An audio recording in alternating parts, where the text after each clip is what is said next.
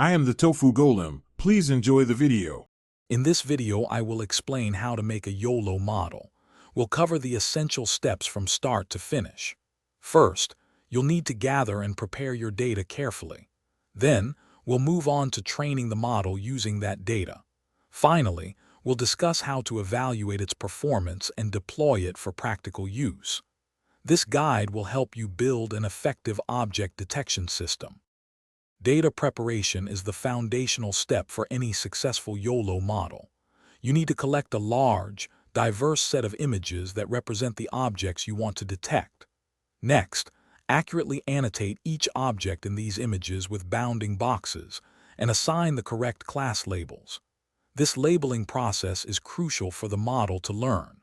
Finally, organize your dataset into distinct training, validation, and test folders, ensuring all annotations are in the YOLO format. Once your data is ready, it's time to train your YOLO model. Start by selecting a pre-trained YOLO model which provides a strong baseline. You'll then configure key training parameters such as the number of epochs, typically 100 or more, and the batch size, often 16 or 32. Training on a powerful graphics processing unit, or GPU, is highly recommended for speed.